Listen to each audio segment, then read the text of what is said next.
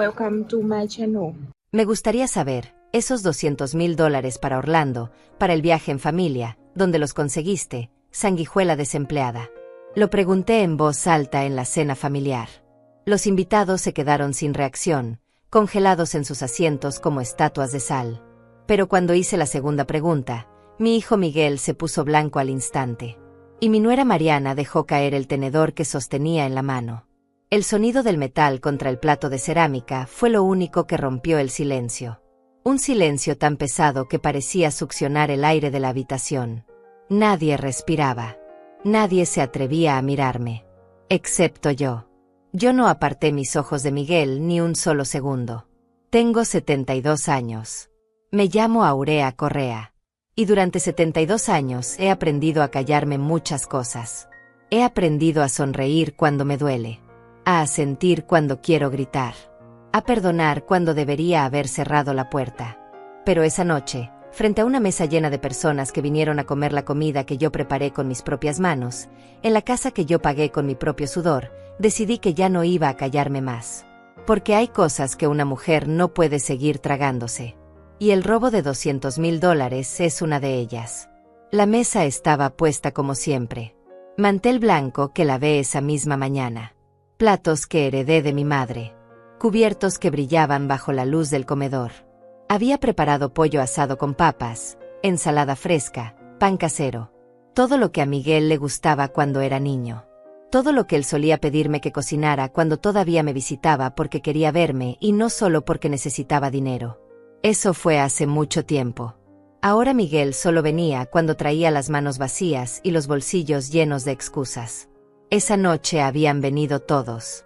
Miguel, Mariana, mi nieta Ivana de 15 años. También estaba Cecilia, una prima lejana que siempre aparecía cuando olía comida gratis. Y Camila, la vecina del frente, que nunca rechazaba una invitación a cenar. Yo las había invitado porque necesitaba testigos. Necesitaba que lo que iba a decir no quedara entre cuatro paredes. Necesitaba que alguien más escuchara lo que llevaba 3 meses callando. 3 meses desde que vi las fotos del viaje a Orlando. 3 meses desde que descubrí que me habían robado. Miguel estaba sentado frente a mí. Tenía 42 años, pero parecía más joven. Siempre lo cuidaron demasiado. Primero yo. Después Mariana. Nunca tuvo que trabajar demasiado duro porque siempre había alguien que le resolviera la vida. Cuando era niño, yo trabajaba 2 turnos para que a él no le faltara nada. Cuando se casó, Mariana tenía un buen empleo y lo mantenía. Cuando Mariana renunció para cuidar a Ivana, empezaron a vivir de préstamos. De favores. De mi dinero. Siempre de mi dinero.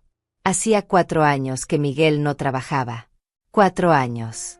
Me decía que estaba buscando, que el mercado estaba difícil, que necesitaba tiempo para encontrar algo que valiera la pena. Pero yo sabía la verdad. Miguel no buscaba trabajo porque no necesitaba trabajar.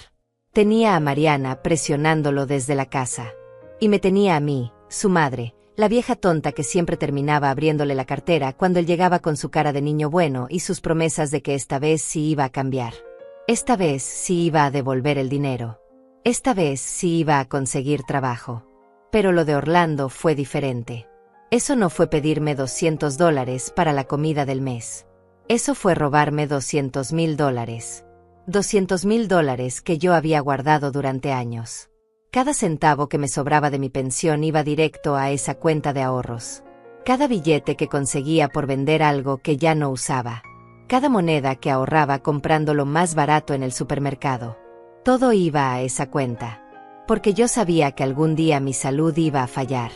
Porque yo sabía que algún día iba a necesitar tratamientos, medicinas, cuidados. Porque yo sabía que nadie iba a cuidar de mí como yo cuidé de todos. Y Miguel lo sabía. Él sabía que ese dinero era para mi vejez. Para mis emergencias. Para mi dignidad. Pero igual se lo llevó. Igual lo usó para llevar a su familia a Orlando. Para hospedarse en hoteles de lujo. Para comer en restaurantes caros. Para comprarle a Ivana todo lo que ella señalaba con el dedo. Y cuando regresaron, cuando los vi llegar con maletas llenas de ropa de marca y juguetes que costaban más que mi pensión mensual, no dijeron nada. No me agradecieron. No me preguntaron cómo estaba. Solo mostraron las fotos. Solo presumieron el viaje. Como si fuera normal. Como si ese dinero hubiera aparecido del cielo. Yo vivo sola en esta casa desde que mi esposo murió hace 30 años. Miguel tenía 12 años cuando su padre cayó enfermo. Cáncer de pulmón. 3 meses desde el diagnóstico hasta el funeral. 3 meses en los que vendí todo lo que tenía de valor para pagar tratamientos que no sirvieron de nada. 3 meses en los que Miguel me vio llorar cada noche. 3 meses en los que le prometí que nunca le iba a faltar nada. Que yo iba a trabajar el doble. Que iba a sacrificar lo que fuera necesario. Y cumplí. Cumplí durante 30 años. Trabajé de día en una fábrica de ropa. Trabajé de noche limpiando oficinas. Trabajé los fines de semana lavando ropa ajena. Trabajé hasta que mi cuerpo ya no pudo más. Hasta que las rodillas me fallaron. Hasta que la espalda me dolía tanto que no podía levantarme de la cama sin llorar. Y cuando finalmente me jubilé, cuando finalmente pude descansar, pensé que Miguel iba a cuidarme. Pensé que iba a ser mi turno de recibir. Pero me equivoqué. Porque lo único que Miguel aprendió fue a pedir. A tomar. A desaparecer cuando ya no quedaba nada que sacar. La casa está llena de recuerdos. En cada rincón hay una historia. En la sala está el sillón donde mi esposo se sentaba a leer el periódico. En la cocina está la mesa donde Miguel hacía su tarea mientras yo preparaba la cena después del primer turno. En el patio está el árbol que plantamos juntos cuando él cumplió 10 años. Todo está aquí. Todo menos él. Porque Miguel dejó de venir hace mucho tiempo. Ahora solo aparece cuando necesita algo. Recuerdo el día que nació Miguel. Era diciembre y llovía tanto que las calles parecían ríos.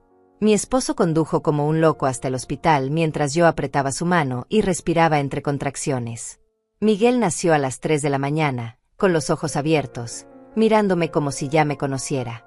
El doctor dijo que era un bebé saludable, fuerte, perfecto. Y yo lloré. Lloré de felicidad porque después de 3 pérdidas, finalmente tenía a mi hijo en brazos. Finalmente tenía la familia que siempre soñé. Nunca imaginé que ese bebé perfecto se convertiría en el hombre que me robaría sin remordimiento. Los primeros años fueron hermosos. Miguel era un niño alegre, curioso, cariñoso. Se pegaba a mis piernas cuando yo cocinaba. Me traía flores que arrancaba del jardín de la vecina. Me dibujaba cartas en el Día de las Madres con letras torcidas que decían "Te amo, mamá". Yo guardaba cada dibujo, cada carta, cada recuerdo. Los tengo todavía, guardados en una caja en mi armario. A veces los saco y los miro, tratando de encontrar en esos papeles amarillentos al niño que perdí. Porque el hombre que está sentado frente a mí ahora no tiene nada que ver con ese niño. Cuando su padre murió, Miguel cambió. Se volvió silencioso, distante. Enojado. Yo lo entendía. También estaba enojada.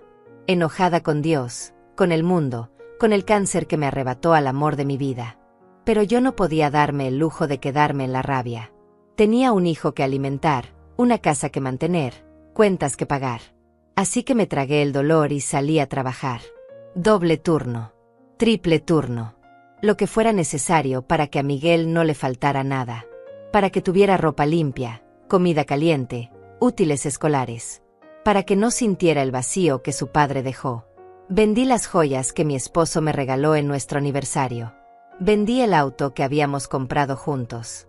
Vendí los muebles de la sala y los reemplacé con otros más baratos. Cada cosa que vendía era un pedazo de mi corazón que entregaba para que mi hijo tuviera futuro. Y Miguel lo sabía. Él veía cómo yo llegaba a casa con los pies hinchados después de limpiar oficinas toda la noche. Él veía cómo yo contaba monedas para comprar el pan del día siguiente. Él veía cómo yo me saltaba comidas para que a él le alcanzara su porción. Y nunca dijo nada. Nunca me preguntó si estaba bien. Nunca me agradeció. Los años pasaron. Miguel terminó la escuela. No con las mejores calificaciones, pero terminó. Yo estaba orgullosa de todas formas. Porque era mi hijo. Porque había llegado hasta ahí a pesar de todo. Le pagué un curso técnico en computación porque dijo que quería trabajar con tecnología. Le compré una computadora usada para que practicara. Le di dinero para pasajes, para materiales, para lo que necesitara. Terminó el curso, pero nunca consiguió trabajo en el área. Decía que las empresas pedían experiencia y él no tenía. Decía que los sueldos eran muy bajos. Decía que estaba esperando la oportunidad correcta. Mientras esperaba esa oportunidad que nunca llegó, Miguel conoció a Mariana. Ella trabajaba en una tienda de ropa en el centro. Era bonita, educada, de buena familia. Yo me alegré cuando me la presentó. Pensé que tal vez ella sería la motivación que Miguel necesitaba para madurar, para conseguir trabajo, para hacerse responsable. Pero me equivoqué. Mariana no lo motivó. Mariana lo mantuvo. Ella trabajaba, él se quedaba en casa jugando videojuegos. Ella pagaba el alquiler, él pedía dinero prestado para sus caprichos. Y cuando se casaron, yo pagué la boda. Gasté $15,000 en esa boda. $15,000 que no tenía. Tuve que pedir un préstamo que tardé 3 años en pagar. Pero lo hice porque Miguel me dijo que era importante para él. Que quería darle a Mariana el día que ella merecía. Que iba a ser un nuevo comienzo. Que después de la boda iba a buscar trabajo en serio. Que iba a hacerme sentir orgullosa. Pasaron 10 años desde esa boda. Todavía estoy esperando que cumpla esa promesa. Cuando Ivana nació, pensé que las cosas cambiarían. Pensé que la paternidad despertaría algo en Miguel. Que tener una hija lo haría responsable. Pero pasó lo contrario. Ahora tenía una excusa más para no trabajar. Tenía que cuidar a Ivana mientras Mariana trabajaba, decía. Aunque cuidar significaba dejarla frente al televisor mientras él dormía hasta el mediodía. Yo iba a visitarlos y encontraba la casa desordenada, a Ivana con el pañal sucio, a Miguel en pijama a las 3 de la tarde. Y cuando yo le preguntaba por qué no buscaba trabajo, me decía que estaba cansado. Que ser padre era agotador. Que yo no entendía. Yo entendía perfectamente. Yo había sido madre soltera durante 30 años. Yo había trabajado 2 empleos mientras criaba a un niño sola. Yo había limpiado pañales y mocos y vómito mientras Miguel dormía. Yo había pasado noches en vela con el enfermo en brazos. Yo sabía exactamente lo que era ser madre. Y sabía que lo que Miguel sentía no era cansancio. Era pereza. Era comodidad. Era la certeza de que siempre habría alguien que resolviera por él. Yo. Siempre yo. Mariana renunció a su trabajo cuando Ivana cumplió 3 años. Dijo que quería ser madre de tiempo completo. Yo no dije nada. No era mi lugar. Pero sabía lo que eso significaba. Significaba que ahora ninguno de los dos trabajaba. Significaba que iban a vivir de ahorros hasta que se acabaran. Y después iban a venir a mí. Otra vez. Como siempre. Y así fue. 2 meses después de que Mariana renunció, Miguel apareció en mi puerta. Necesito tu ayuda, mamá. Solo por un tiempo. Hasta que consiga algo. Te lo voy a devolver, te lo prometo. Esa fue la primera vez de muchas. Cada mes traía una nueva emergencia. Que si Ivana necesitaba zapatos nuevos. Que si el alquiler había subido. Que si la nevera se había dañado. Que si Mariana necesitaba ir al dentista. Siempre algo. Siempre urgente. Siempre mi responsabilidad resolverlo. Y yo lo hacía. Porque era mi nieta. Porque era mi hijo. Porque una madre no deja que su familia pase necesidad. Aunque esa familia nunca le devolviera ni un centavo. Aunque esa familia la visitara solo cuando necesitaba algo. Le di dinero durante 4 años. Miles de dólares. No llevaba la cuenta exacta porque me dolía hacerlo. Porque cada vez que sumaba lo que había dado sin recibir nada a cambio, algo dentro de mí se rompía un poco más. Pero si tuviera que calcularlo, diría que fueron al menos $50,000 en esos 4 años. $50,000 que salieron de mi pensión. De mis ahorros. De vender cosas que ya no usaba. De negarme a mí misma cualquier lujo, cualquier capricho, cualquier descanso. Y mientras yo me negaba todo, mientras yo compraba la marca más barata en el supermercado, mientras yo remendaba mi ropa vieja en lugar de comprar nueva, Miguel y Mariana se iban a restaurantes. Ivana tenía el último modelo de teléfono. Mariana compraba carteras que costaban más que mi pensión mensual. Y cuando yo preguntaba cómo podían permitirse esas cosas si no trabajaban, me decían que habían sido regalos. Ofertas. Gangas. Mentiras. Siempre mentiras. Los domingos solían venir a almorzar. Al principio venían seguido. Cada semana. Después cada 2 semanas. Después una vez al mes. Después solo en fechas especiales. Y finalmente solo cuando necesitaban dinero. La última vez que vinieron antes del viaje a Orlando fue en marzo. Llegaron sin avisar, justo antes del almuerzo. Yo no había cocinado nada especial, pero improvisé con lo que tenía. Hice pasta con salsa de tomate, ensalada simple. Miguel apenas probó la comida. Mariana tampoco comió mucho. Ivana se quejó de que la pasta estaba muy simple, que en su casa comían mejor. Esa fue la última vez que los vi antes de que se fueran a Orlando. Ese día Miguel me pidió $5,000. Miguel me pidió $5,000 ese domingo de marzo. Dijo que era para pagar una deuda urgente. Que si no pagaba esa semana, iban a embargarlo. Que por favor, mamá, es la última vez que te pido. Lo miré a los ojos buscando la verdad. Buscando al niño que alguna vez fue. Pero solo vi a un hombre de 42 años que nunca había aprendido a valerse por sí mismo. Un hombre que mentía con la misma facilidad con la que respiraba. Le di $3,000. Era todo lo que tenía en efectivo en ese momento. Me dio un abrazo rápido, prometió devolverlo en 2 semanas, y se fue. No volví a verlo hasta después de Orlando. Pasaron 3 semanas sin noticias. Llamé un par de veces. Miguel no contestaba. Mariana tampoco. Dejé mensajes. Nada. Pensé que tal vez estaban molestos porque no les di los 5,000 completos. O tal vez habían conseguido el dinero en otro lado y ya no me necesitaban. Eso dolía más. Pensar que solo me buscaban cuando yo era útil. Que cuando no tenía nada que darles, desaparecía de su vida como si nunca hubiera existido. Como si 30 años criándolos sola no significaran nada. Fue Cecilia, mi prima, quien me mandó el enlace. Un mensaje en la madrugada. Aurea, vi esto y pensé que debía saberlo. Era el perfil de redes sociales de Ivana. Fotos. Decenas de fotos. Orlando. El castillo brillando de noche. Ivana sonriendo con orejas de ratón. Mariana frente a una tienda de lujo con bolsas en ambas manos. Miguel abrazando a su familia frente a un lago artificial. Restaurantes elegantes. Hoteles con piscinas infinity. Paseos en lancha. Fuegos artificiales. Felicidad. Tanta felicidad comprada con dinero que no tenían.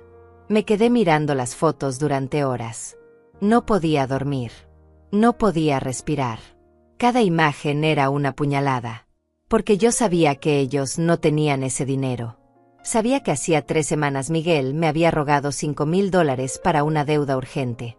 Y ahora estaban en Orlando gastando lo que parecían decenas de miles de dólares. Los comentarios bajo las fotos eran peores. Amigas de Ivana preguntando cómo habían conseguido ir a un lugar tan caro. La respuesta de Ivana: mi papá consiguió un trabajo increíble. Estamos celebrando. Otra mentira. A la mañana siguiente fui al banco. Necesitaba ver mi cuenta. Necesitaba confirmar lo que ya sospechaba en el fondo de mi corazón. La cuenta de ahorros que había abierto hace 10 años con la ayuda de Miguel. La cuenta donde guardaba cada centavo que me sobraba de la pensión.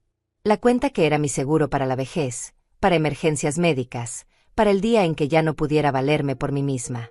Le había dado a Miguel acceso como autorizado. Solo para emergencias. Le dije. Solo si me pasa algo y necesitas pagar mis gastos. Confié en él. Fui una tonta. La empleada del banco me imprimió el extracto de los últimos 3 meses. Mis manos temblaban mientras miraba los números. Primera transferencia, $70,000. Hace 2 meses. Segunda transferencia, $80,000. Hace 6 semanas. Tercera transferencia, $50,000. Hace 1 mes. Total, $200,000. $200,000 retirados de mi cuenta. Todas las transferencias autorizadas con la firma digital de Miguel como usuario autorizado. Todas hechas una semana antes de que aparecieran las primeras fotos de Orlando. Le pregunté a la empleada si había algún error. Ella revisó de nuevo. No, señora Correa.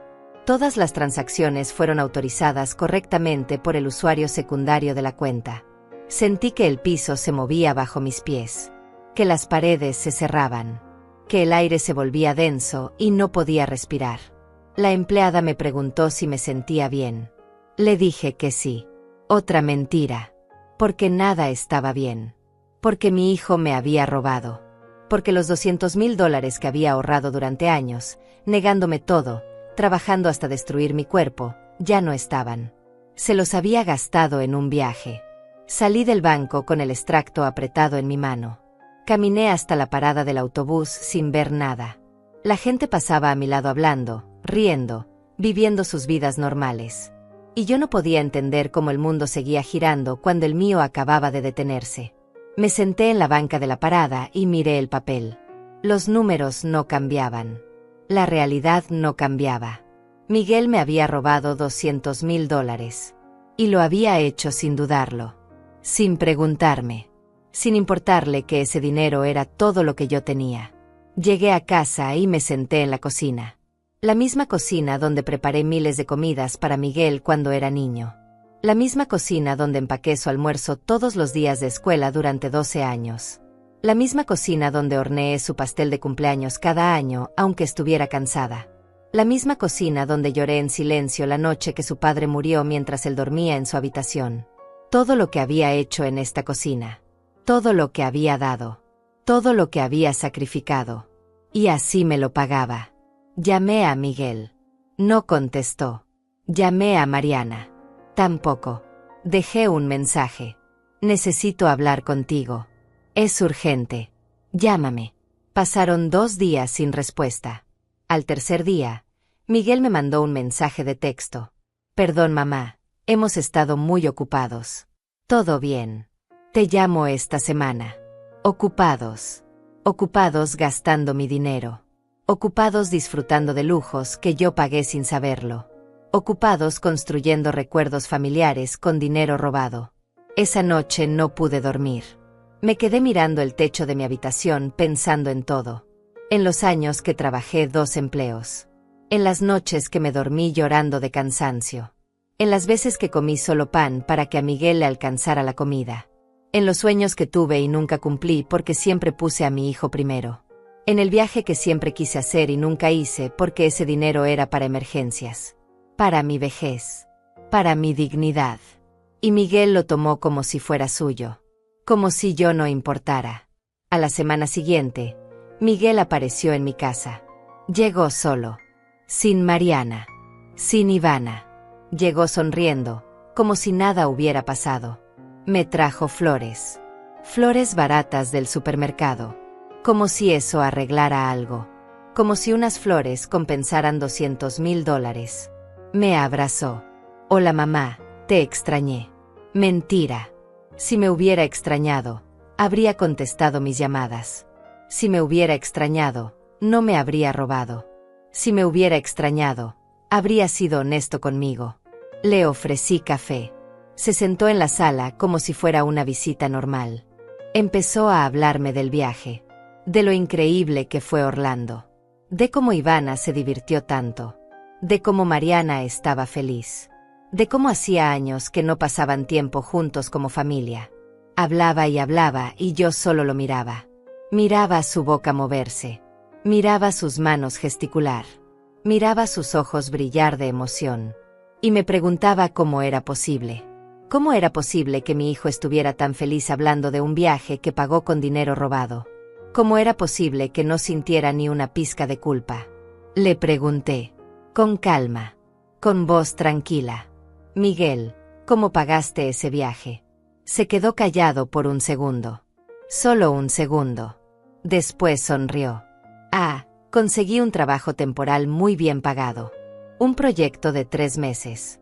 Me pagaron todo por adelantado. Por eso decidimos hacer el viaje ahora, aprovechar antes de que se acabe el dinero. Lo miré. Busqué algo en sus ojos. Algún indicio de verdad. Alguna señal de remordimiento. Nada. Solo una mentira perfectamente ensayada saliendo de su boca con la misma naturalidad con la que me pedía dinero prestado. ¿Qué tipo de trabajo? Pregunté. Consultoría, dijo. para una empresa de tecnología. No puedo dar muchos detalles. Firmé un acuerdo de confidencialidad. Qué conveniente, pensé. Un trabajo misterioso que paga tanto que alcanza para Orlando, pero que no puede explicar. Un trabajo que apareció de la nada y que nadie puede verificar. Un trabajo que terminará en 3 meses y después volverá a pedirme dinero como siempre. Porque eso es lo que hace Miguel. Miente. Toma. Desaparece. Regresa cuando necesita más. No le dije nada sobre el banco. No le dije que sabía la verdad. Todavía no. Porque necesitaba tiempo para pensar. Necesitaba tiempo para decidir qué hacer. Necesitaba tiempo para procesar que mi hijo, el bebé que sostuve en mis brazos hace 42 años, el niño al que le di todo, se había convertido en un ladrón. En mi ladrón. Miguel se quedó una hora. Habló de planes futuros. De cómo iba a ahorrar del trabajo temporal. De cómo iba a empezar a devolverme todo lo que me debía. Promesas. Siempre promesas que nunca cumplía. Cuando se fue, me senté de nuevo en la cocina.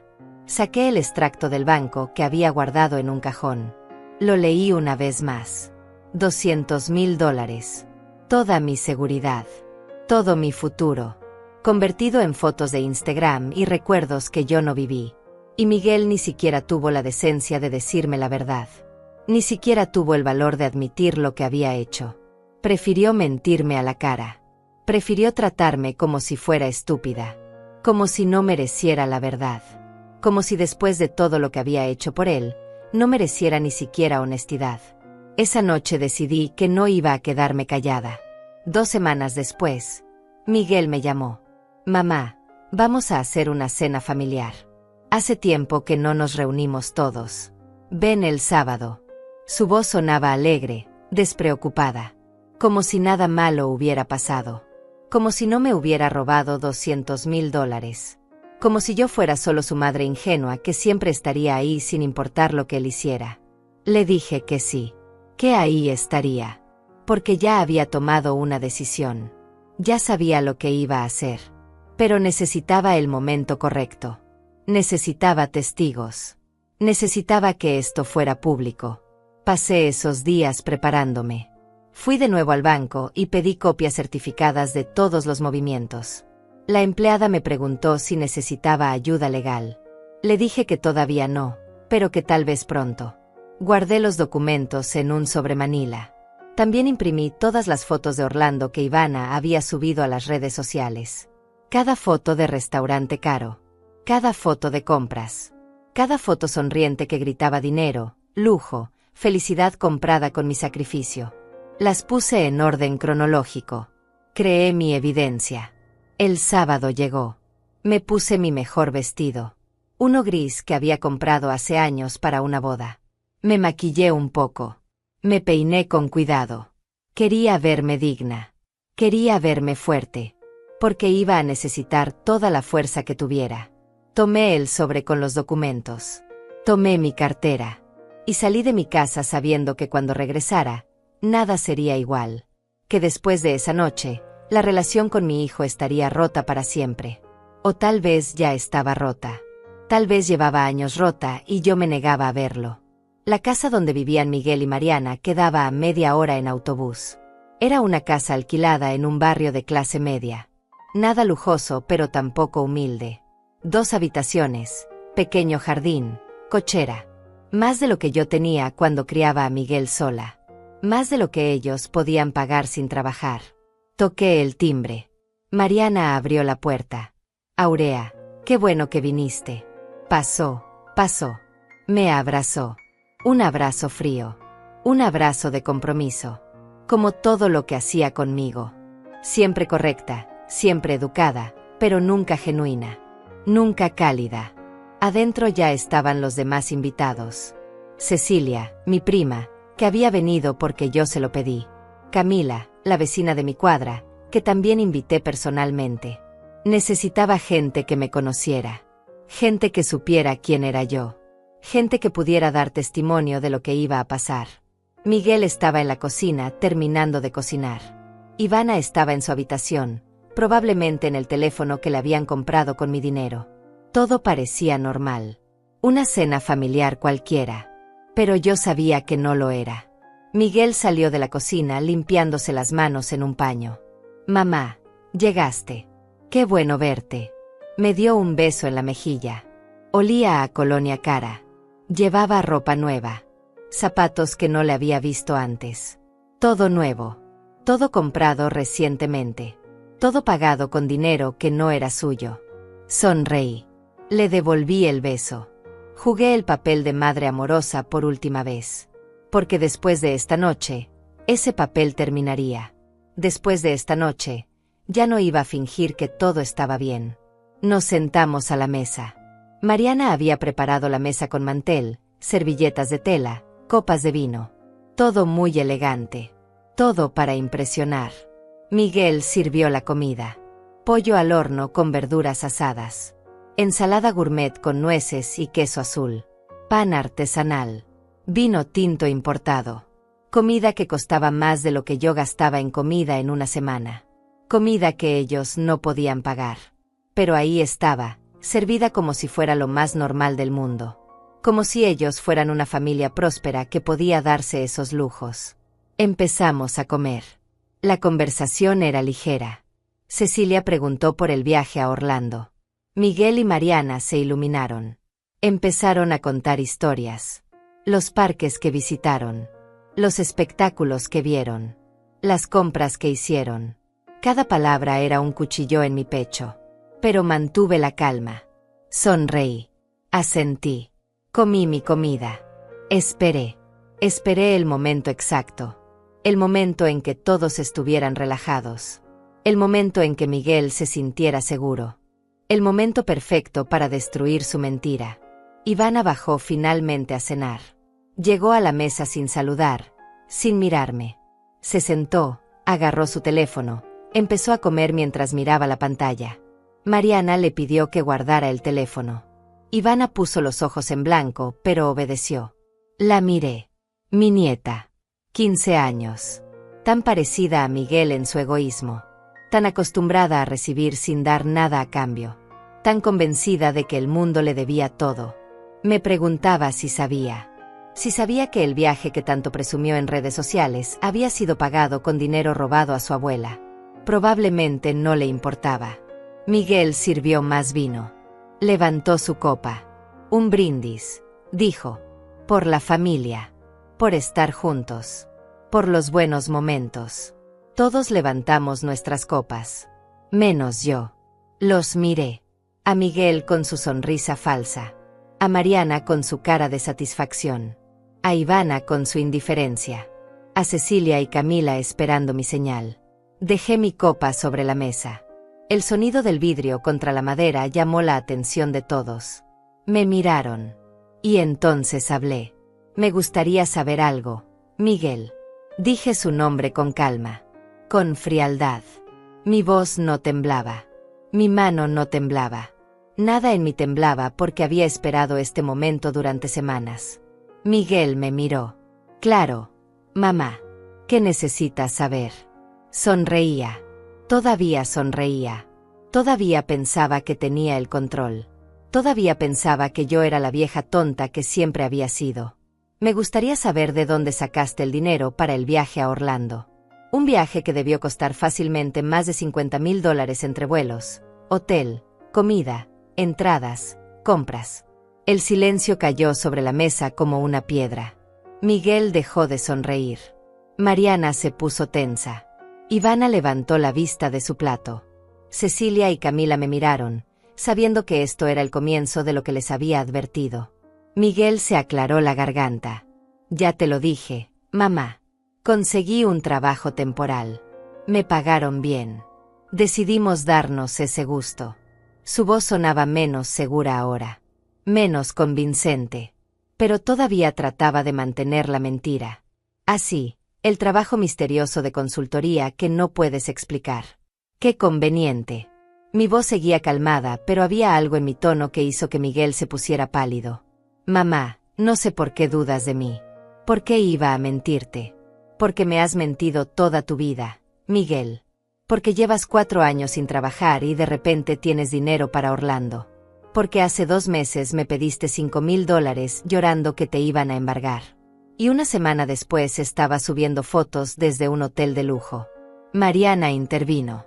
Aurea, no entiendo a qué viene esto. Miguel te explicó de dónde salió el dinero. ¿Por qué lo atacas así? La miré. La miré con toda la frialdad que sentía. No lo ataco, Mariana. Solo hago preguntas.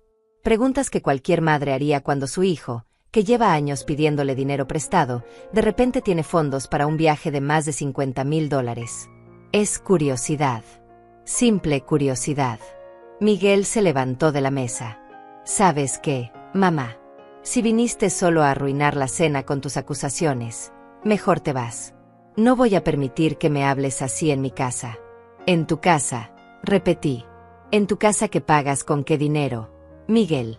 Con el sueldo del trabajo que no tienes. Con los ahorros que no existen. Con préstamos que nunca devuelves. Dime, en serio, ¿cómo pagas esta casa? ¿Cómo pagas la comida? ¿Cómo pagaste Orlando? Ya te lo dije. No me crees, ese es tu problema. Miguel estaba enojado ahora. Rojo de rabia. Pero yo veía algo más en sus ojos. Miedo. Pánico. Sabía que yo sabía algo. Podía sentirlo. Saqué el sobremanila de mi bolso. Lo puse sobre la mesa. Todos lo miraron. Miré a Miguel directamente a los ojos. Te voy a hacer la pregunta una vez más, hijo. Y esta vez quiero que me digas la verdad. Delante de todos. ¿De dónde sacaste $200,000 para el viaje a Orlando y para todas las compras que hiciste? ¿De dónde? Miguel miró el sobre. Miró a Mariana. Miró a todos en la mesa. Su cara pasó de roja a blanca en segundos. Abrió la boca, pero no salió sonido. Mariana también estaba pálida. Ivana nos miraba confundida, sin entender qué pasaba. Cecilia y Camila permanecieron en silencio, testigos de lo que yo había prometido que verían. Esperé. Di tiempo a que Miguel hablara. A que dijera la verdad. A que por una vez en su vida fuera honesto conmigo. Pero no dijo nada. Entonces abrí el sobre. Saqué los extractos bancarios. Los puse sobre la mesa. Estas son copias certificadas de mi cuenta de ahorros. La cuenta donde guardaba mi dinero para emergencias médicas. Para mi vejez. Para el día en que ya no pueda trabajar. Señalé las líneas marcadas.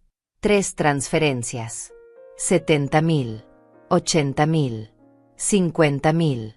Total, $200,000. Todas autorizadas por ti, Miguel. Todas hechas una semana antes de que se fueran a Orlando. Mariana dejó escapar un sonido ahogado. Ivana miró a su padre con los ojos muy abiertos. Cecilia negó con la cabeza. Camila se llevó la mano a la boca. Y Miguel se quedó ahí, de pie, mudo, atrapado en su mentira. Miguel finalmente encontró su voz. Mamá, yo puedo explicar. Su voz temblaba. Sus manos temblaban. Todo en él temblaba porque sabía que no había explicación posible. No había palabras que pudieran justificar lo que había hecho. Pero igual iba a intentarlo. Igual iba a tratar de manipularme una vez más. Como siempre lo había hecho. Adelante. Le dije. Explica cómo robaste $200,000 de la cuenta de tu propia madre. Estoy esperando. No fue robo, dijo rápidamente. Tú me diste acceso a esa cuenta. Yo estaba autorizado. Técnicamente tenía derecho. Lo miré sin parpadear. Te di acceso para emergencias. Para si yo terminaba en el hospital y alguien tenía que pagar mis cuentas médicas. No para que te llevaras todo mi dinero y te fueras de vacaciones a Orlando. Eso no es una emergencia, Miguel. Eso es robo. Llámalo como quieras, pero eso es exactamente lo que es. Mariana se levantó también. Aurea, entiendo que estés molesta, pero Miguel tiene razón. Tú le diste acceso. Él no hizo nada ilegal. La miré. Esta mujer que nunca trabajó un día desde que renunció. Esta mujer que vivía de mi dinero sin remordimiento. Esta mujer que ahora tenía el descaro de defender lo indefendible. Mariana, tú sabías de dónde venía ese dinero. Cuando planeaban el viaje, cuando compraban los boletos, cuando se hospedaban en hoteles de lujo, tú sabías que ese dinero era mío. Y no dijiste nada. Eso te hace cómplice. Ivana interrumpió. Abuela, no entiendo por qué estás tan enojada. Papá dijo que era un préstamo. Que te lo iba a devolver. Un préstamo, repetí. Un préstamo se pide. Se solicita permiso. Se firma un documento. Se acuerda un plazo de pago. Esto no fue un préstamo. Ivana. Esto fue tu padre entrando a mi cuenta bancaria a escondidas y llevándose todo lo que yo tenía ahorrado. Sin preguntarme. Sin decirme. Eso no es un préstamo. Eso es robo. Miguel se pasó las manos por el pelo. Estaba desesperado. Mamá, yo iba a devolvértelo. Todo. Con intereses. Tan pronto como consiguiera trabajo. Lo juro. ¿Cuándo? Miguel. ¿Cuándo ibas a devolvérmelo? Llevas 4 años diciendo que vas a conseguir trabajo. 4 años prometiendo que vas a cambiar. 4 años mintiéndome. Dime exactamente cuándo planeabas devolverme $200,000. Dame una fecha. Un plan. Algo concreto. Silencio. Por supuesto. Porque no había plan. Nunca lo hubo. Cecilia habló por primera vez. Miguel, ¿cómo pudiste hacerle esto a tu madre? Después de todo lo que ella hizo por ti. Trabajó 2 empleos para criarte sola. Se sacrificó toda su vida. Y así le pagas. Miguel la miró. Tú no sabes nada, Cecilia. Tú no sabes lo difícil que ha sido para mí. Las presiones, el estrés, las responsabilidades. Necesitaba ese viaje. Mi familia lo necesitaba. Necesitábamos reconectarnos, crear recuerdos juntos. Recuerdos comprados con el dinero de tu madre, dijo Camila. Con el dinero que ella guardó para sus propias emergencias. Para su salud. Para su vejez. Y tú se lo quitaste para ir a un parque de diversiones. No ves nada malo en eso. Miguel la miró con odio. Ustedes no opinan. Esto es entre mi madre y yo. Es asunto familiar. No, Miguel, dije. Ya no es solo asunto familiar. Es asunto legal. Porque lo que hiciste tiene un nombre. Se llama apropiación indebida. Y tiene consecuencias. El pánico en su cara creció. Mamá, no puedes hablar en serio. No vas a demandarme. Soy tu hijo. Tu único hijo. No puedes hacerme eso. ¿Por qué no? Pregunté. Tú me hiciste algo peor. Me robaste mi seguridad. Mi tranquilidad. Mi futuro. Todo lo que tenía para sobrevivir mis últimos años. Y lo hiciste sin pensarlo 2 veces. Sin preguntarme. Sin importarte que soy tu madre de 72 años que ya no puede trabajar. Que ya no puede recuperar ese dinero. Entonces dime, ¿por qué no puedo demandarte? Mariana empezó a llorar. Lágrimas falsas. Lágrimas calculadas. Aurea, por favor. Piensa en Ivana. Piensa en tu nieta. Si demandas a Miguel, destruyes esta familia. Ivana va a sufrir. No puedes hacerle eso a tu nieta. La miré. Usaba a Ivana como escudo. Como siempre. Como hacían cada vez que necesitaban manipularme emocionalmente. Pero ya no funcionaba. Ya no iba a dejar que usaran a mi nieta para chantajearme. Ivana va a sufrir más si crece pensando que está bien robar. Que está bien mentir.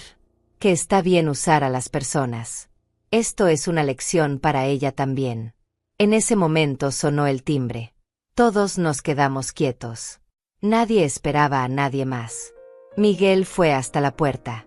Lo escuché hablar con alguien. Después regresó a la sala. Detrás de él venía un hombre de unos 60 años, delgado, con lentes, vestido con camisa y pantalón formal. Me miró y sonrió. Aurea. ¿Cuánto tiempo? Yo lo reconocí inmediatamente. Marcos Fajardo. Mi antiguo vecino. El hombre al que ayudé hace 15 años cuando perdió su trabajo y no tenía cómo alimentar a su familia. Marcos, ¿qué haces aquí? Pregunté sorprendida. Miguel lo miró confundido. ¿Quién es usted? ¿Por qué está en mi casa? Marcos lo ignoró. Caminó hasta la mesa y me saludó con un abrazo. Aurea, recibí tu mensaje hace unos días. Me pediste que investigara algo. Y lo hice. Traje lo que necesitas. Sacó una carpeta de su maletín. La puso sobre la mesa junto a mis extractos bancarios. Mi corazón latía rápido. No sabía exactamente qué había encontrado, pero sabía que era importante. Marcos trabajaba como contador antes de jubilarse. Cuando lo llamé la semana pasada, le pedí un favor. Le expliqué la situación. Le di los datos de Miguel. Le pedí que revisara si había algo más.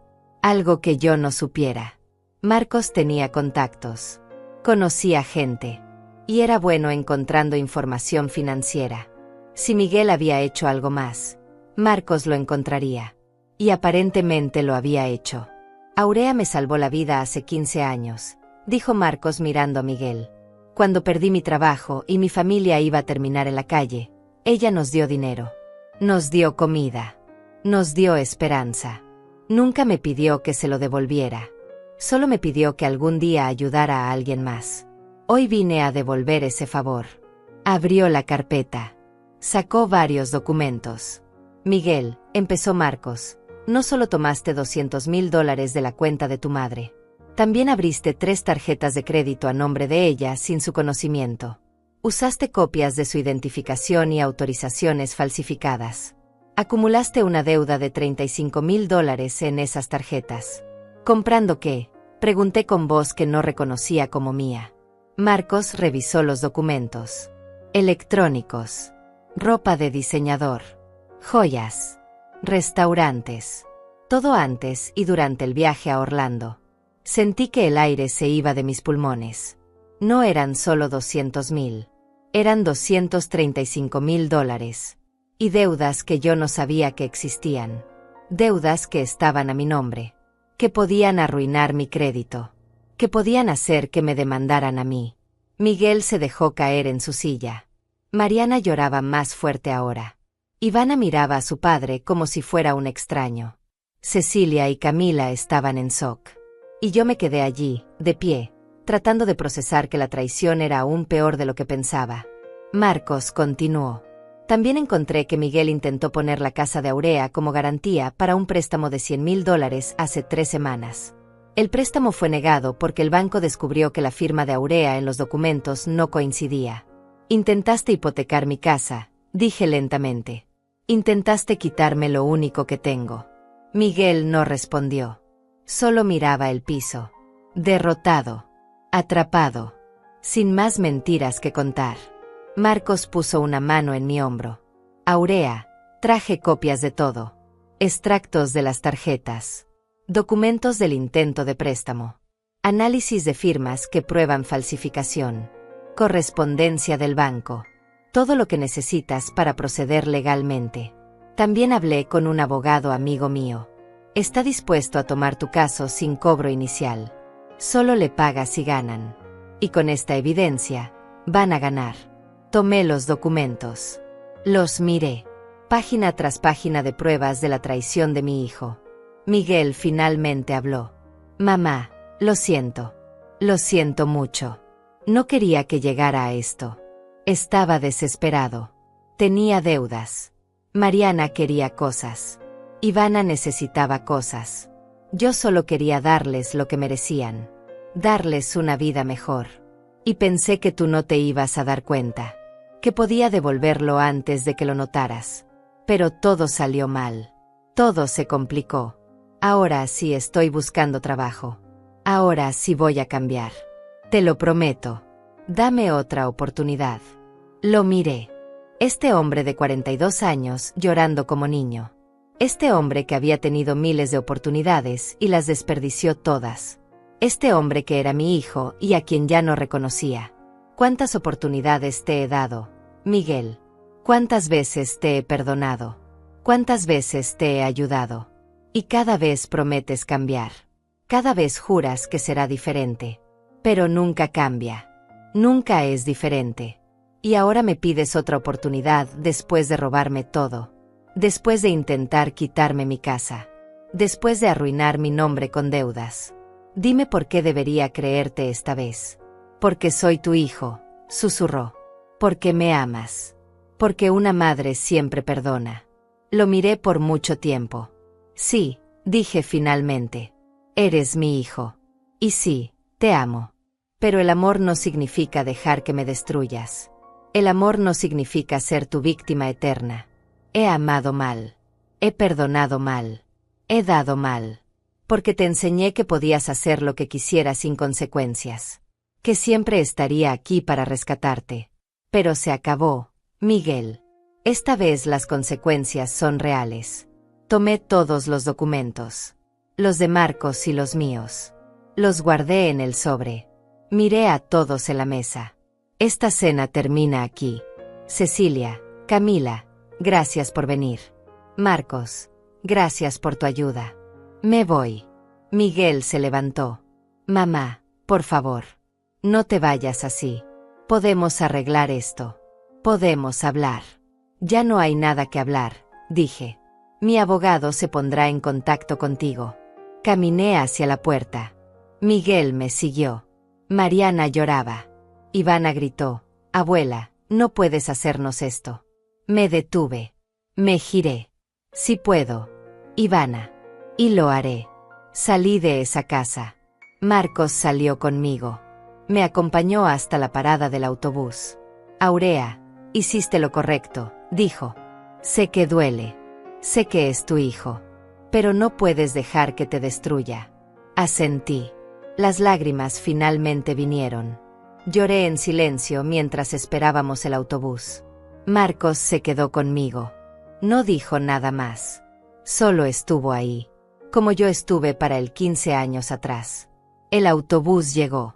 Me subí. Miré por la ventana la casa de Miguel alejarse. Y supe que nada volvería a ser igual. Llegué a mi casa pasada la medianoche.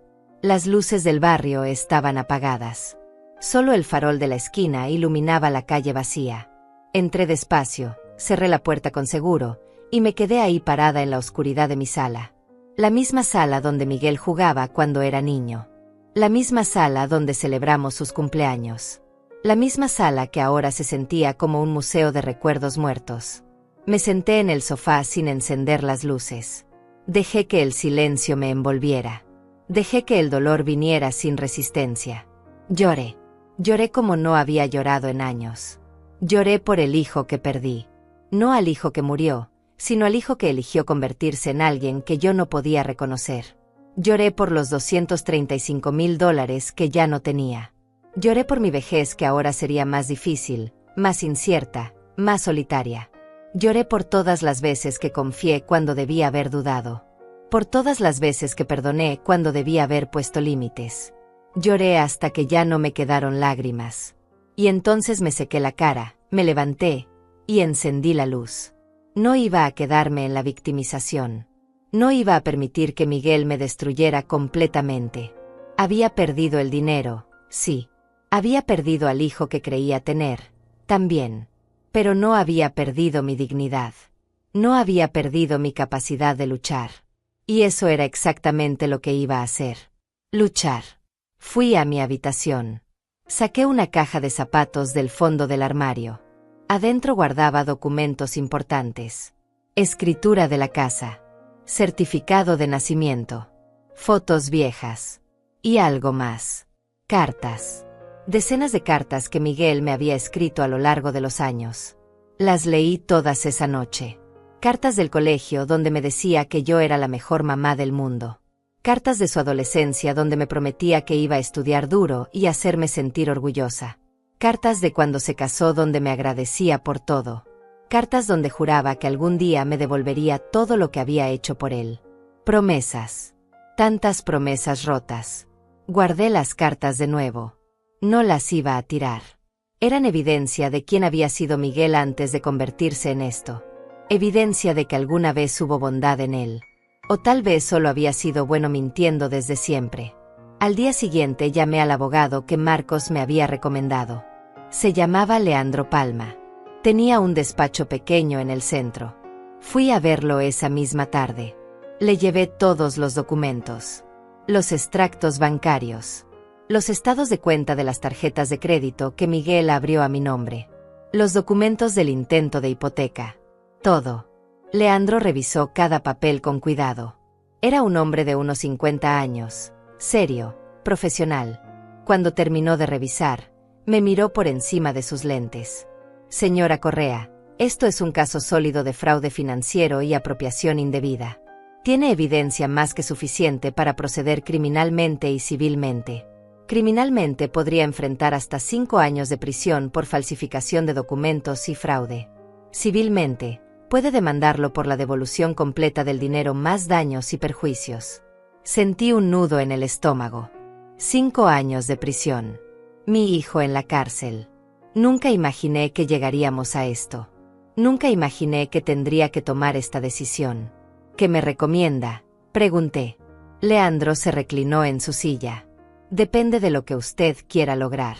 Si quiere justicia completa, procedemos con ambas vías, criminal y civil. Él enfrenta consecuencias legales serias y usted recupera su dinero eventualmente. Si solo quiere recuperar el dinero, podemos intentar un acuerdo extrajudicial primero. Lo presionamos con la amenaza de cargos criminales para que acepte un plan de pago. Es más rápido pero menos garantizado. Lo pensé. Pensé en Miguel en prisión. En Ivana sin padre. En Mariana sola. Pensé en todo el dolor que eso causaría. Pero también pensé en mí. En mis 72 años. En mi salud que empeoraba. En mi cuenta bancaria vacía. En las deudas a mi nombre que no creé. En el hecho de que Miguel tuvo la oportunidad de confesarme todo antes de la cena y eligió mentir. Eligió seguir mintiendo hasta que lo confronté con pruebas. No mostró remordimiento genuino. Solo mostró miedo a las consecuencias. Y eso me dijo todo lo que necesitaba saber. Proceda con todo, dije. Criminal y civil. Quiero que enfrente las consecuencias completas de lo que hizo. Leandro asintió. Voy a preparar la documentación. En una semana tendremos todo listo para presentar. Mientras tanto, necesito que haga algunas cosas. Primero, vaya al banco y cancele formalmente el acceso de Miguel a su cuenta. Segundo, presente un reporte de fraude por las tarjetas de crédito. Tercero, cambie todas sus contraseñas y claves. Cuarto, no hable con Miguel sin mi presencia. Cualquier cosa que le diga puede complicar el caso. Y quinto, documente todo. Si él intenta contactarla, grabe las conversaciones si puede. Guarde mensajes. Todo sirve como evidencia. Salí del despacho de Leandro con una mezcla de alivio y terror. Alivio porque finalmente estaba tomando control. Terror porque sabía que lo que venía iba a ser brutal. Fui directo al banco. Hablé con el gerente. Expliqué la situación. Mostré los documentos que Leandro me había dado. El gerente se disculpó profusamente. Removieron a Miguel como autorizado de mi cuenta inmediatamente. Cancelaron las tarjetas de crédito fraudulentas. Iniciaron una investigación interna. Me aseguraron que las deudas de esas tarjetas no serían mi responsabilidad una vez que se comprobara el fraude. Esa semana fue la más larga de mi vida. No dormía bien. Comía poco. Cada vez que sonaba el teléfono, mi corazón saltaba. Miguel llamó 17 veces. Le mandó 22 mensajes. Mamá, contesta por favor. Mamá, necesito hablar contigo. Mamá, esto es un malentendido. Mamá, no puedes hacerme esto. Mamá, piensa en tu nieta. Mamá, te lo suplico. No contesté ninguna llamada. No respondí ningún mensaje. Seguí las instrucciones de Leandro. Guardé todo. Capturé pantalla de cada mensaje. Guardé los registros de llamadas. Todo era evidencia. Mariana también intentó contactarme. Sus mensajes eran diferentes. Más manipuladores. Aurea, sé que estás dolida, pero esto ya fue demasiado lejos. Miguel cometió un error, pero no merece ir a prisión. Piensa en Ivana. Ella te necesita. Ella te ama. No destruyas a esta familia por dinero. El dinero se recupera, pero la familia no. Por favor, retira la demanda. Podemos arreglar esto como familia. Borré sus mensajes sin responder. No iba a caer en su manipulación. No esta vez. Organicé toda mi casa. Revisé cada documento que tenía. Cada papel importante lo puse en carpetas etiquetadas. Hice copias de todo y las guardé en lugares diferentes. Una copia en mi casa. Una copia en casa de Cecilia. Una copia en el despacho de Leandro. No iba a arriesgarme a que desapareciera evidencia. También empecé a escribir. Escribí todo lo que recordaba. Cada vez que Miguel me pidió dinero. Cada promesa rota. Cada mentira. Fechas, cantidades, contextos. Mi memoria no era perfecta, pero hice mi mejor esfuerzo. Leandro dijo que este tipo de registro podía ser útil. Una noche, casi una semana después de la cena, alguien tocó mi puerta. Eran las 9 de la noche. No esperaba visitas. Miré por la ventana. Era Miguel. Estaba solo. Se veía terrible. Ojeras profundas. Ropa arrugada.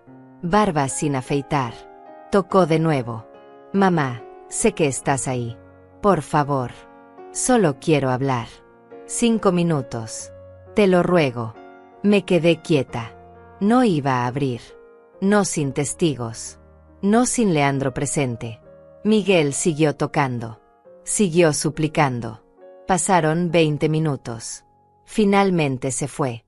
Al día siguiente, Leandro me llamó. Señora Correa, presentamos los cargos esta mañana. La fiscalía aceptó el caso. Miguel va a ser notificado oficialmente en las próximas 48 horas. También presentamos la demanda civil. Él tendrá que responder en 30 días. Quiero que esté preparada. Esto se va a poner difícil. Él va a intentar contactarla más. Va a enviar gente a que hable con usted. Va a tratar de hacerla sentir culpable. Manténgase firme. Recuerde por qué está haciendo esto. Gracias, Leandro, dije. Estoy lista para lo que venga. Pero no estaba lista. No realmente. Porque 2 días después, cuando Miguel recibió la notificación oficial de los cargos criminales, cuando entendió que esto era real, que su madre realmente le estaba demandando, que realmente podía ir a prisión, algo en él se rompió. Y lo que hizo después cambió todo. Miguel apareció en la puerta de Cecilia a las 6 de la mañana. Mi prima me llamó alterada. Aurea, tu hijo está aquí. Está llorando. Dice que necesita hablar contigo. Que si no vienes, va a hacer algo terrible. No sé qué hacer. Le dije que no fuera. Que no le abriera la puerta. Que llamara a la policía si no se iba. Pero Cecilia tenía miedo. Aurea, se ve muy mal. Muy desesperado. Por favor, ven. Solo para que se calme. No quiero problemas. Suspiré. Llamé a Leandro. Él dijo que podía ir, pero que él iría conmigo. Que no hablara a solas con Miguel. Llegamos a casa de Cecilia media hora después. Miguel estaba sentado en los escalones del frente. Cuando me vio llegar, se levantó de un salto. Mamá, gracias por venir. Yo necesito que entiendas. Leandro se puso entre nosotros. Señor Correa, soy el abogado de su madre. Cualquier cosa que quiera decirle, dígamelo a mí primero. Miguel lo miró con odio. Usted no tiene nada que ver en esto. Esto es entre mi madre y yo. Asunto familiar. No, dijo Leandro con calma. Esto dejó de ser asunto familiar cuando cometió fraude. Ahora es asunto legal. Y yo represento a su madre. Miguel intentó rodear a Leandro para acercarse a mí. Mamá, por favor. Retira los cargos. Te lo suplico. Voy a devolverte todo. Cada centavo. Solo dame tiempo. No me hagas ir a prisión. No puedo ir a prisión. No voy a sobrevivir ahí. Piensa en mí. Soy tu hijo. Tu único hijo. No me hagas esto. Su voz se quebraba. Las lágrimas corrían por su cara. Pero yo había visto este espectáculo antes. Había visto a Miguel llorar y suplicar tantas veces. Siempre funcionaba. Siempre me ablandaba. Pero no esta vez. ¿Cómo vas a devolverme $235,000? Miguel. ¿Con qué dinero? No tienes trabajo. No tienes ahorros. No tienes nada. ¿De dónde vas a sacar ese dinero? Silencio. Exactamente. No tienes forma de devolverlo. Solo estás diciendo lo que crees que quiero oír. Como siempre. Miguel negó con la cabeza desesperadamente. No, no. Esta vez es diferente. Ya conseguí trabajo. Empiezo la próxima semana. Es en construcción. No paga mucho, pero es algo. Y Mariana también va a buscar trabajo. Entre los dos vamos a juntar el dinero. Te lo vamos a devolver. Solo retira los cargos. Dame una oportunidad. Leandro habló antes de que yo pudiera responder. Señor Correa, aunque consiguiera ese trabajo, aunque su esposa también trabajara, tomando en cuenta un salario promedio, les tomaría aproximadamente 15 años pagar esa cantidad. Y eso sin contar intereses, sin contar gastos de vida, sin contar imprevistos. Su madre tiene 72 años. No puede esperar 15 años. No tiene 15 años. Miguel lo miró furioso. Entonces, ¿qué quiere que haga? ¿Qué quiere? Que me tire de un puente. Que desaparezca. Eso los haría felices. No seas dramático, dije finalmente. Nadie quiere que te tires de un puente. Lo que quiero es que enfrentes las consecuencias de tus acciones. Robaste. Falsificaste documentos. Intentaste hipotecar mi casa. Esas son decisiones que tú tomaste. Ahora tienes que vivir con las consecuencias. Pero soy tu hijo, gritó. ¿Cómo puedes mandarme a prisión? ¿Qué clase de madre hace eso? Lo miré directamente a los ojos. La clase de madre que se cansó de ser robada. La clase de madre que finalmente entendió que el amor no significa dejar que me destruyas. Mariana llegó en ese momento. Venía corriendo por la calle. Se veía tan mal como Miguel. Pelo sin peinar. Sin maquillaje. Ropa del día anterior. Aurea, gracias a Dios. Tienes que detener esto. Miguel no puede ir a prisión. Ivana lo necesita. Yo lo necesito. Toda la familia se va a desmoronar. ¿No pensaste en eso cuando planeaban el viaje a Orlando con mi dinero? Dije. ¿No pensaste en mí cuando gastaban $200,000 que no les pertenecían? ¿No pensaste en Ivana cuando la acostumbraste a lujos que no pueden pagar? Ahora quieres que yo piense en ustedes. Fue un error, sollozó Mariana. Un terrible error. Pero castigarnos así es desproporcionado. Es cruel. Miguel va a perder todo. Su libertad. Su dignidad. Su futuro. ¿Y para qué? Para recuperar dinero que probablemente nunca vas a ver de todas formas. Porque aunque lo metas a la cárcel, no te lo va a poder devolver desde ahí. Entonces, ¿qué ganas con esto? Venganza. Eso es lo que quieres. Venganza porque te sentiste usada. Admítelo. No es venganza, dije con voz calmada. Es justicia. Hay una diferencia. La venganza es lastimar por lastimar. La justicia es que las acciones tengan consecuencias. Miguel tomó decisiones. Ahora enfrenta las consecuencias. Así funciona el mundo real. Ese mundo del que él nunca quiso formar parte porque siempre hubo alguien que lo rescatara. Pero ya no más. Esta vez no lo voy a rescatar. Esta vez va a caer. Y va a aprender. ¿O no? Pero esa ya no es mi responsabilidad. Cecilia salió de su casa. Había estado escuchando todo desde adentro. Mariana, Miguel, creo que deberían irse. Esto no está llevando a nada. Aurea ya tomó su decisión. Ustedes tienen que aceptarla. Mariana la miró con furia. Tú la convenciste de esto, ¿verdad? Tú y esa otra víbora de Camila. Llenándole la cabeza de ideas. Haciéndola creer que su propio hijo es un criminal. Esto es culpa tuya. Cecilia no se inmutó. Yo solo vine a cenar. El criminal se hizo solo. Y ahora va a pagar por lo que hizo. Vete de mi casa antes de que llame a la policía. Miguel cayó de rodillas en el suelo. Literalmente de rodillas. Frente a mí. Mamá, te lo ruego. Por todo lo que más quieras. Por la memoria de mi padre.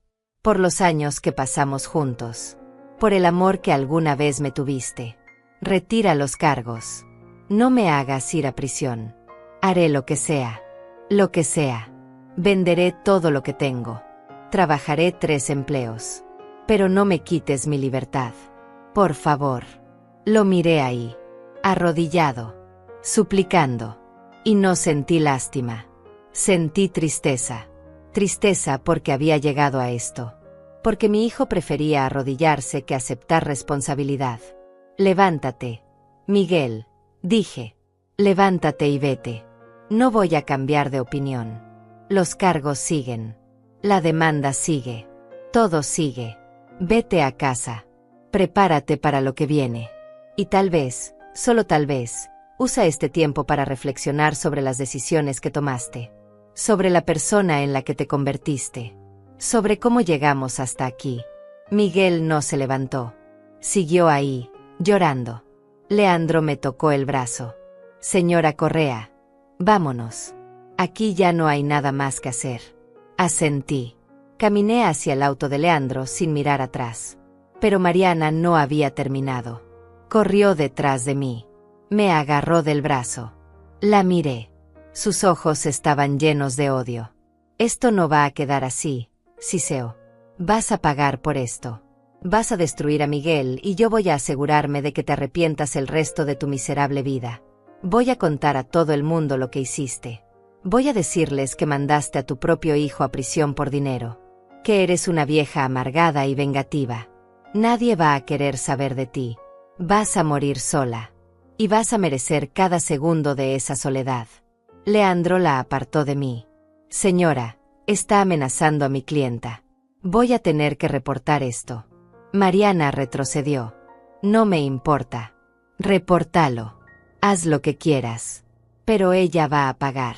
De una forma u otra, va a pagar. Se fue corriendo de regreso a donde Miguel seguía arrodillado. Lo levantó. Lo abrazó. Lo llevó hacia su auto. Antes de subirse, Miguel me miró una última vez. Ya no había súplica en sus ojos. Solo había odio. Puro odio. Y supe que Mariana tenía razón en una cosa. Esto no iba a quedar así. Ellos no iban a aceptar las consecuencias sin pelear. Los días siguientes fueron un infierno. Miguel y Mariana empezaron una campaña. Llamaron a cada familiar que conocían. Les contaron su versión. Que yo era una madre cruel. Que los estaba destruyendo por un malentendido. Que Miguel había tomado el dinero creyendo que era un préstamo. Que yo estaba exagerando. Que estaba siendo vengativa. Algunos familiares me llamaron. Tíos lejanos. Primos que no veía hacía años. Todos con el mismo mensaje. Aurea, ¿cómo puedes hacerle esto a tu hijo? La familia se soluciona en familia. Retira los cargos. Perdónalo. Tuve que explicarme una y otra vez. Mostrar evidencia. Enviar copias de documentos. Algunos entendieron. Otros no. Otros decidieron creerle a Miguel porque era más fácil. Porque admitir que Miguel era un ladrón significaba admitir que habían estado ciegos todos estos años. Era más fácil culparme a mí. La madre sin corazón. La vieja amargada. Dejé de contestar llamadas de números que no conocía. Dejé de leer mensajes de gente que no me importaba. Me concentré en lo que importaba. El caso. La justicia. Leandro me mantenía informada. La fiscalía estaba construyendo un caso sólido. Tenían toda la evidencia. Los extractos. Las firmas falsificadas. Los testimonios del banco. El intento de hipoteca. Todo.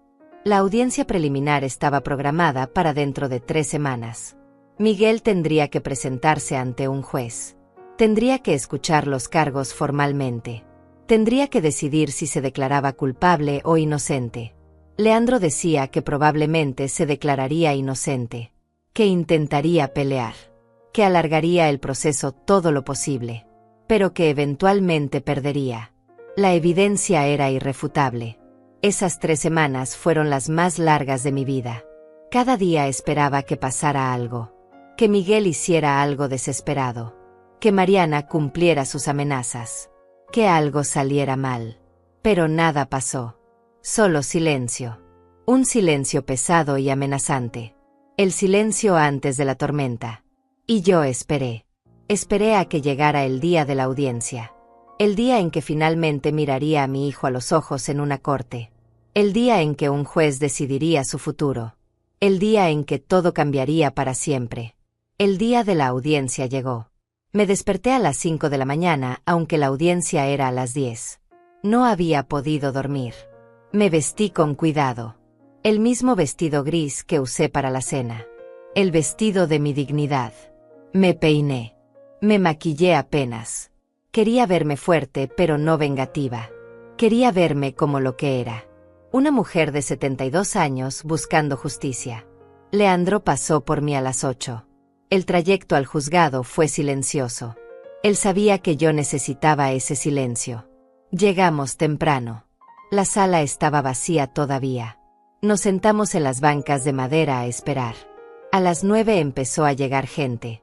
Vi entrar a Miguel con Mariana. Él llevaba traje. Probablemente prestado o comprado en alguna tienda de segunda mano. Se veía nervioso. Demacrado. Cuando me vio, apartó la mirada rápidamente. Mariana me fulminó con los ojos, pero no dijo nada. Se sentaron del otro lado de la sala. Lo más lejos posible de mí. Como si la distancia física pudiera borrar lo que había pasado. Llegó el abogado de Miguel. Un hombre joven que parecía recién salido de la universidad. Defensor público. Miguel no tenía dinero para pagar un abogado privado. Qué irónico. Había gastado $235,000 en lujos, pero no tenía para su propia defensa. El abogado habló con ellos unos minutos. Vi cómo Miguel asentía. Cómo Mariana lloraba. Cómo el abogado revisaba documentos con cara de preocupación. Sabía que no tenía caso. La evidencia era abrumadora. A las 10 en punto entró el juez. Todos nos pusimos de pie.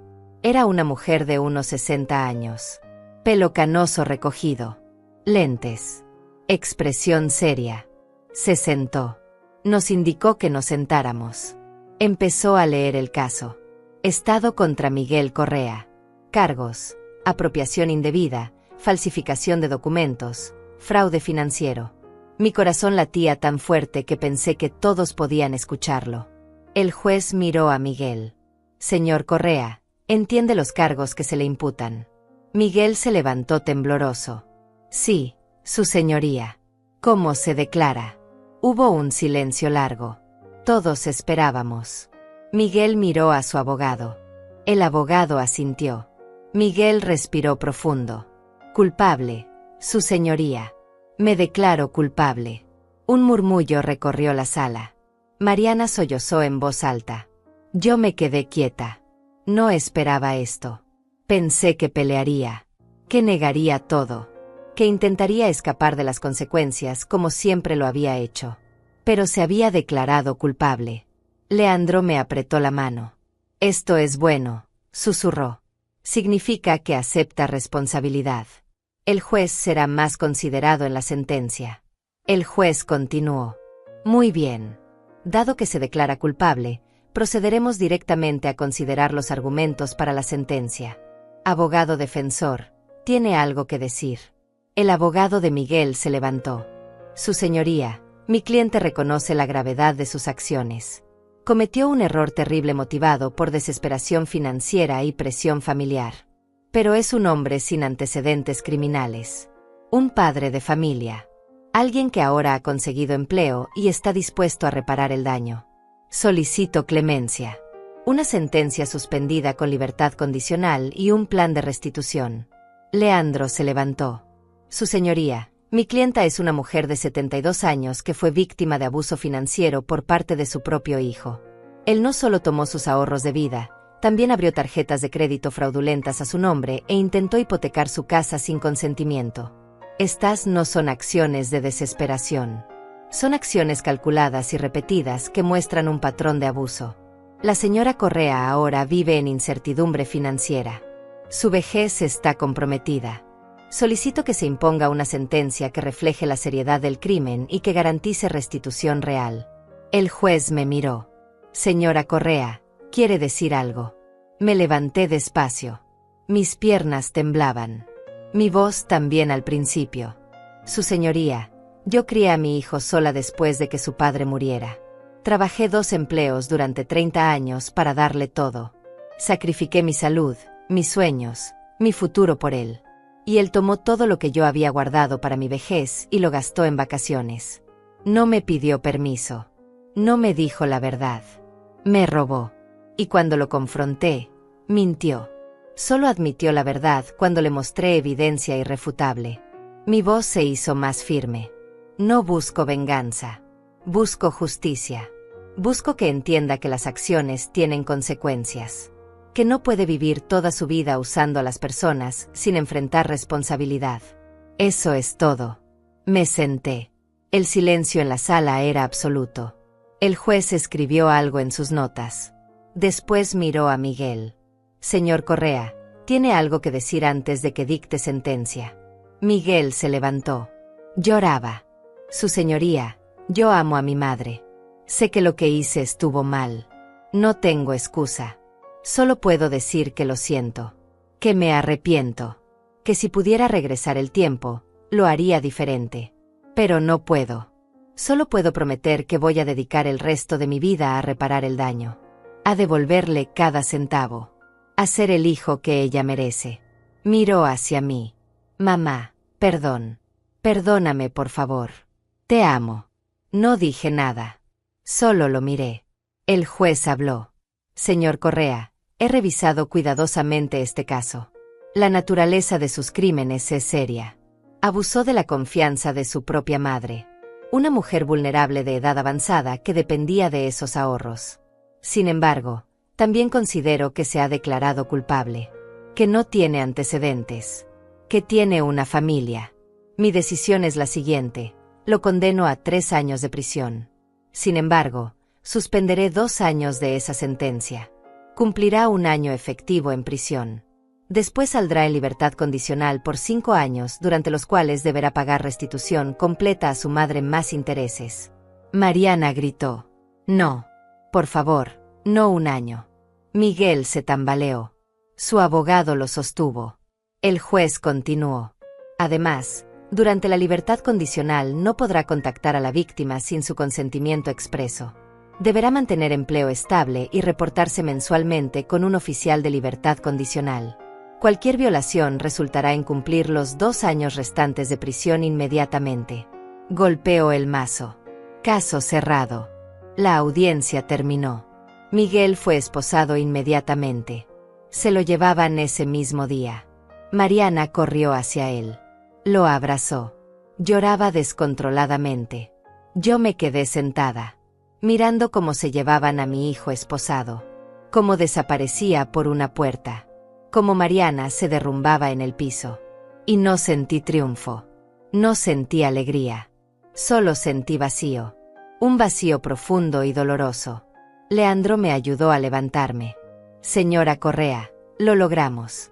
Justicia fue servida. Asentí. Pero no me sentía victoriosa. Me sentía destruida. Salimos del juzgado. Afuera estaba Cecilia esperándome. Me abrazó. Lo hiciste bien, Aurea. Hiciste lo correcto. Marcos también estaba ahí. Había venido a apoyarme. Me dio un abrazo. Aurea, sé que duele ahora. Pero con el tiempo verás que esto era necesario. Que no tenías otra opción. Asentí de nuevo. No podía hablar. Si hablaba, lloraría. Y no quería llorar en público. No quería que nadie viera mi dolor. Llegué a casa y finalmente me permití sentir todo. La rabia. La tristeza. La culpa. La duda. Me pregunté si había hecho lo correcto. Si había sido demasiado dura. Si debía haber aceptado el plan de pago sin cargos criminales. Si debía haber perdonado una vez más. Pero entonces recordé las mentiras. El robo. El intento de hipoteca. Y supe que había hecho lo único que podía hacer. Había elegido mi dignidad sobre su comodidad. Había elegido justicia sobre falsa paz familiar. Había elegido sobrevivir. Pasaron 6 meses desde la sentencia. 6 meses en los que mi vida cambió completamente. Los primeros días fueron los más difíciles. La casa se sentía demasiado silenciosa. Demasiado vacía. Me despertaba en las noches pensando en Miguel en prisión. Imaginando cómo sería su celda. Si estaría bien. Si estaría seguro. Pero entonces recordaba lo que me hizo. Y el dolor regresaba. No el dolor de extrañarlo. El dolor de aceptar que el hijo que creí tener nunca existió realmente. Vendí la casa. Esa decisión fue difícil pero necesaria. Había demasiados recuerdos en esas paredes. Recuerdos que ya no me traían paz sino angustia. Recuerdos de un pasado que había terminado. La vendí por un buen precio. Con ese dinero y lo poco que quedaba en mi cuenta después del robo, compré un departamento pequeño en otra ciudad. Un lugar nuevo. Un lugar sin fantasmas. Un departamento de 2 habitaciones cerca de un lago. Con vista a los árboles. Con luz natural que entraba por ventanas grandes. Un lugar para empezar de nuevo. Me mudé sola. Cecilia ofreció ayudarme, pero le dije que necesitaba hacerlo yo misma. Empacar cada caja fue un proceso de sanación. Decidir qué llevar y qué dejar. Me deshice de todo lo que me conectaba al dolor. Fotos de Miguel adulto. Regalos que me había dado. Cartas recientes. Todo a la basura. Pero guardé las fotos de cuando era niño. Guardé sus dibujos de la primaria. Guardé los recuerdos del hijo que alguna vez fue. Porque ese niño sí existió. Ese niño sí me amó. Lo que pasó después no fue culpa de ese niño. En la nueva ciudad nadie me conocía. Nadie sabía mi historia. Yo era solo Aurea. Una mujer de 72 años que vivía sola cerca del lago. Empecé a caminar todas las mañanas. Algo que nunca había hecho porque siempre estaba trabajando o cansada o preocupada. Pero ahora tenía tiempo. Caminaba 1 hora cada mañana respirando aire fresco. Mirando el agua. Escuchando los pájaros. Sintiendo el sol en mi cara. Reconectando con la vida que había olvidado vivir. Aprendí a conducir. A los 72 años. Siempre había dependido del transporte público o de que alguien me llevara. Pero decidí que ya no quería depender de nadie. Tomé clases. Practiqué. Me costó. Reprobé el examen la primera vez. Pero lo intenté de nuevo. Y la segunda vez pasé. Conseguí mi licencia. Compré un auto usado pero confiable. Y conduje sola por primera vez en mi vida. La sensación de libertad fue indescriptible. Yo controlaba hacia dónde iba. Yo decidía cuándo parar. Yo manejaba mi propia vida literalmente. Empecé a escribir. Compré un cuaderno y empecé a escribir mi historia. No para publicarla. No para mostrársela a nadie. Solo para mí. Para procesar. Para entender. Para sanar. Escribí sobre mi infancia. Sobre conocer a mi esposo. Sobre su muerte. Sobre criar a Miguel sola. Sobre los sacrificios. Sobre las mentiras. Sobre el robo. Sobre la traición. Sobre el juicio. Sobre todo. Y mientras escribía, algo dentro de mí se liberaba. El peso que había cargado durante décadas empezaba a aligerarse. Un día, 3 meses después de mudarme, recibí una carta de Miguel. Llegó desde la prisión. La miré durante horas sin abrirla. No sabía si quería leer lo que decía. Finalmente la abrí. Era corta. Mamá, sé que probablemente no quieras saber de mí. Sé que te hice daño de formas que no tienen perdón. Solo quiero que sepas que pienso en ti todos los días. Que entiendo ahora lo que hice. Que merezco estar aquí. Que cuando salga, si algún día me das la oportunidad, voy a demostrarte que puedo cambiar.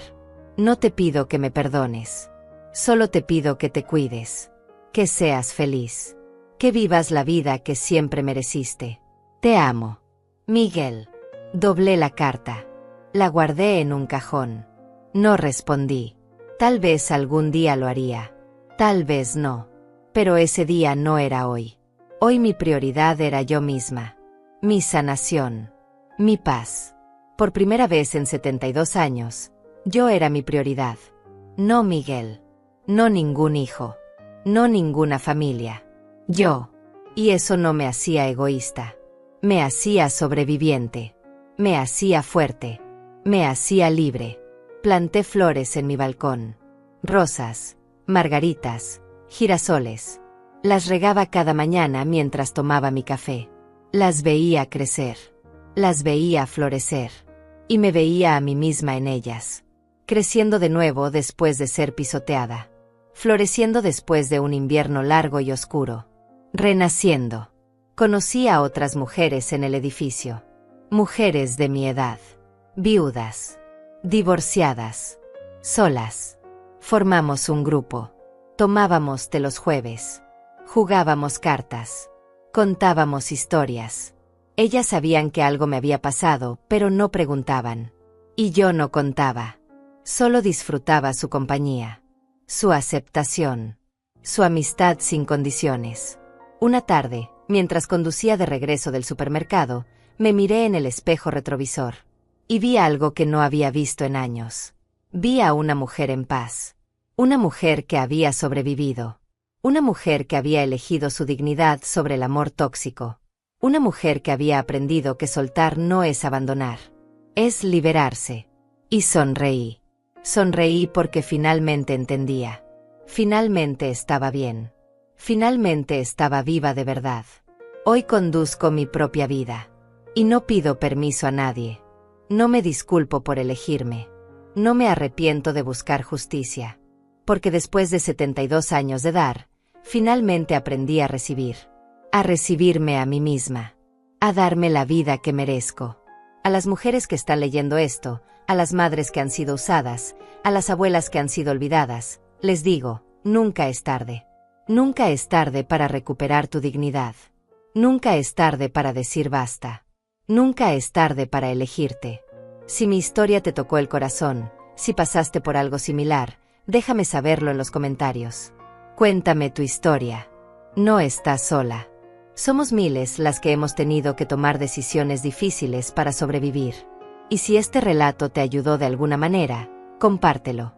Tal vez haya otra mujer ahí afuera que necesite escuchar que está bien poner límites, que está bien buscar justicia, que está bien elegirse a sí misma.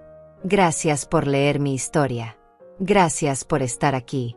Gracias por entender. Y recuerda, tu vida te pertenece. No la entregues completa a quien no la valora. Guarda algo para ti. Siempre guarda algo para ti.